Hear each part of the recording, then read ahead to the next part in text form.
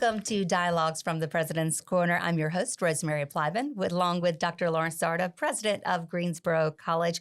The International Civil Rights Center Museum opened in 2010, telling the story of the civil rights movement with a mission to help visitors understand and take part in advancing civil and human rights in our country and our world, as well as our community, of course. Well, it commemorates the February 1st, 1960 sit-ins at a whites-only lunch counter in Greensboro by 4 Black college students from North Carolina A&T State University. You've likely heard the story a lot of times, especially if you live in Greensboro. But that's not the whole story. We're going to learn a little bit more about it today.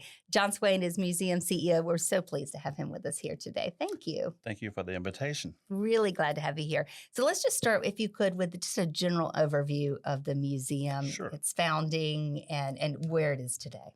Sure. The International Civil Rights Center Museum came into being in 1992 when the city was considering tearing the building down to put a parking lot downtown. A few of our community stewards learned of this, understood what happened on that block, and decided to raise some support and save the building from demolition. It took from 1992 to 2010 to procure the necessary resources to open that building.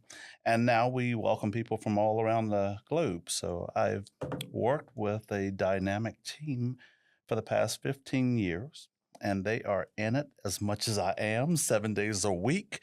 And it's an opportunity to educate young people of all ages, up to adults, corporations, and so forth, on what it means to build community, come together, and affirm that we are one people moving in a positive direction for equality in this country, everybody on the same level. Mm-hmm. So that's what we do on a daily basis, and we have had outstanding reviews for it. Yeah, John, if you could tell us a little more about some of the programming and especially some of the speakers you bring right to Downtown Greensboro. We often are looking broadly in the community for exciting ideas, people that they want to hear from. We've put a speaker series in place.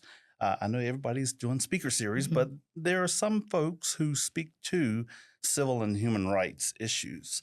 And so we are often looking for dynamic people like that to bring for our programming. And I love partnering with other institutions who may not have brick and mortar, to help bring some interesting programs to the downtown area. Now, we only have 180 seats currently, but it's nice to partner with other places that might have more space when we're wanting to do something on a larger scale. As we did with our first launch of the speaker series, we hosted discussions on a number of the college campuses, and I'm hoping to do that again and again and again, because that's a way to get the students involved more. Just like back in the 1960s, when high school students from James B. Dudley came to the lunch counter and took over the movement from May until July 25th of 1960 to end segregated dining facilities downtown. And college students on the campus of Bennett, A&T, UNCG, Guilford College, and others that came to the lunch counter every day to make sure that we're going to move this community forward. We need to think about that and continue to do that work on a daily basis. Anything that's worth having, you got to put some effort into it. So the programming that we conduct, I love bringing in college students as well, find out what they're interested in and let them plan it, and we help to execute on it.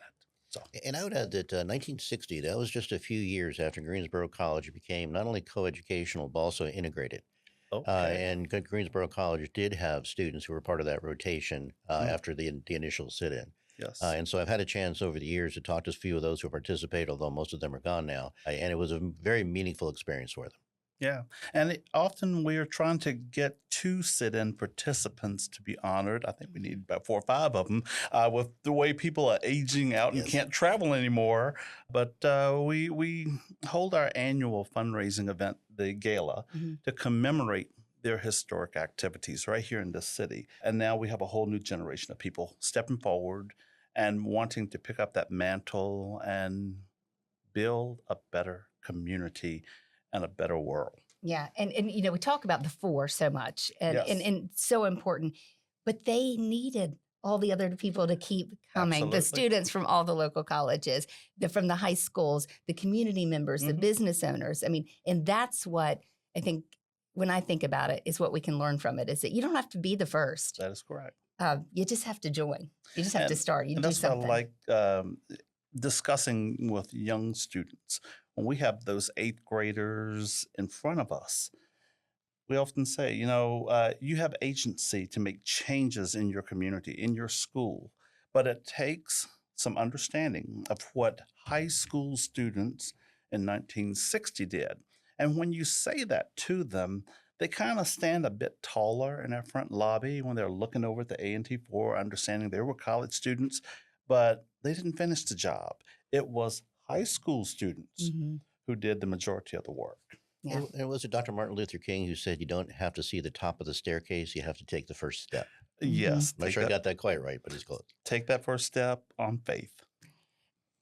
Their movement really started a change across the country. It Yes. wasn't limited to just right here in Greensboro or just North Carolina.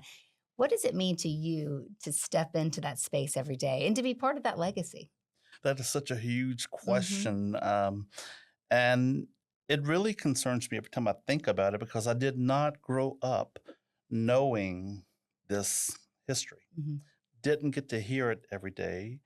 Coming to this institution, it was tough for me. I came as director of finance and administration, but it was a very, very rigorous learning process to grasp that history.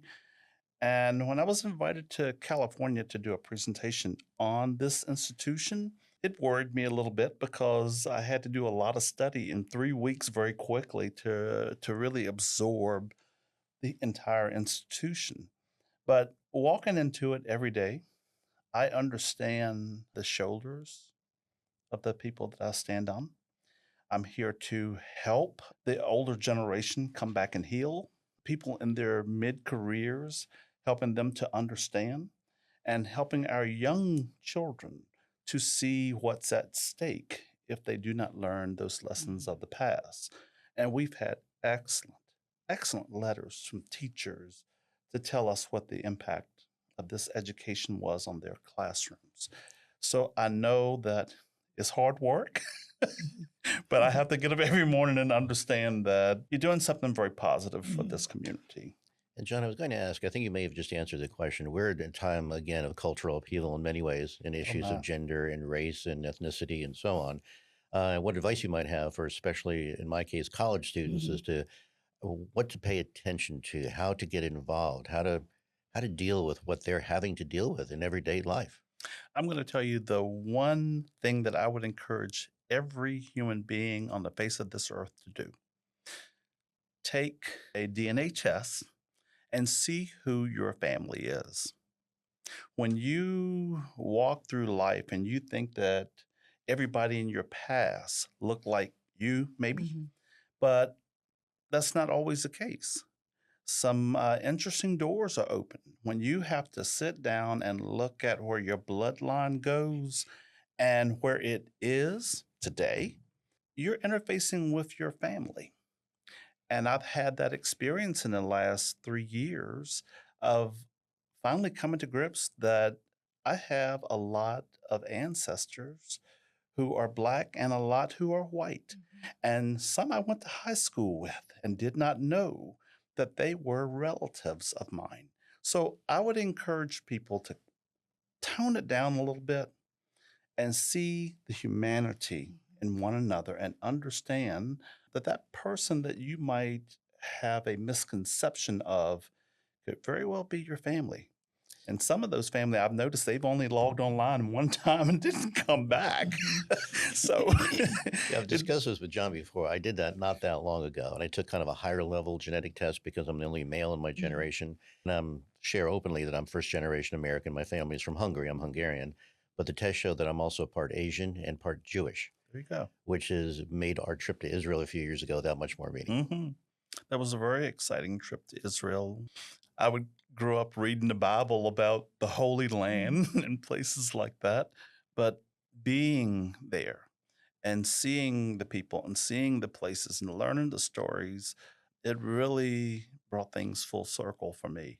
So it was a powerful And experience. that first day we were in Jerusalem, where you stand on the hilltop, you look down, and you realize that this 8 square block roughly area, the Christianity, Islam, and Judaism all began right there. Right there. I would love to see the day that those folks would just continue to come together and see one another's humanity and move forward. We can't achieve anything by destroying the social fabric around us or human beings. We got to come together and stop the craziness. When it starts with like trips to Israel and visiting the Civil Rights Center Museum, talking just in small groups, learning about your family, it's all about understanding through programming, through experiences, through fellowship, whatever it might be. So in that vein, what are some things coming up at the museum, summer, fall, and just kind of on a regular basis, in addition to the speaker series we should watch? Sure.